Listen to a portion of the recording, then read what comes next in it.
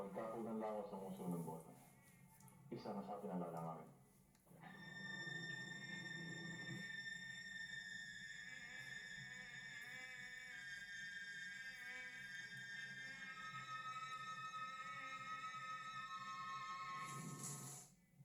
Siguro naman pare, hindi malaki ang kaibahan natin. Malaki pare. Malaki ang pagkakaiba natin. Sigurista ako eh. Hindi ako nagpapakasakali.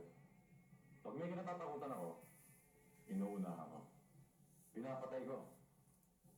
Tingnan mo pare, kahit na sinong sandulan dyan, bigyan mo ng pagkakataon. Maaari siya mag-isang mamamatay tao. Diyan nga tayo iba. Dahil sa hindi ko gustong pumatay na tao. Pare naman. Kaya, Pepe, alam mo naman siguro yung sadya ko. Maaari huwag mo nang ituloy mo. Makapahiya ako. Dahil hindi kita mapagbibigyan. Hindi ba sinagot na kita kanina? Wala akong magagawa. Kailangan pumunta ako sa tinutulak ng takot mo. Anong mangyayari sa akin? Kung wala akong gawin tungkol sa nangyayari sa akin ng kapatid mo? Ano sasabihin ng mga tao? Natatakot ako? At sa loob lamang ng isang isang mata, dagsaan gusto sumubok sa akin. At maaaring isa ang makadisgrasya sa akin. naniniwala ako na ang lahat ng gusto ay may pagkaayos. Kung higitin lang natin ang ating pag-unawa, hindi maaaring di tayo makarating sa isang kasunduan na hindi natin ikahiyan sa bawat isa. Mayroon na mangyari ang iniisip mong yan. May pangalan akong dapat pangalagaan. Katulad mo rin. At inuulit ko.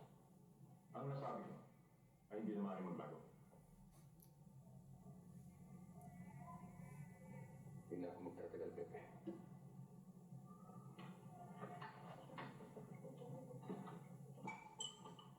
Emo, kapag napatay ko ang kapatid mo, hindi ba't babalikan mo ako?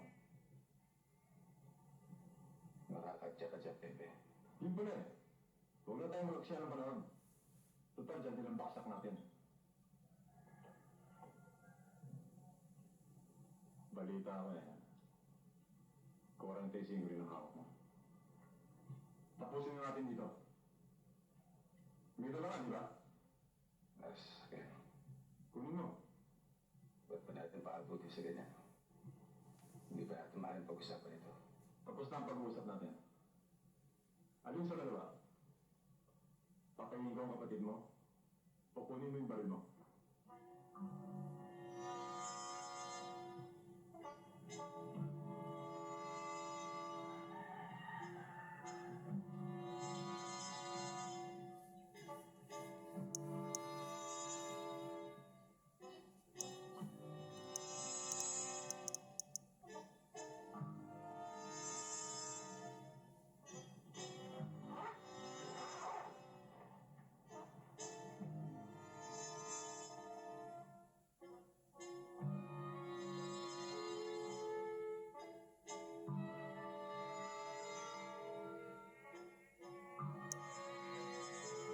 Mga bata, para sa amin lang to. Walang mananagot sa mangyayari dito sa loob ng bahay. May kasabihan tayo. Sa mga mandarambungan, may tanag silang pinahihirap. Galangin natin ang tangal na yan. Naintindihan niyo? Tumakay sa braso.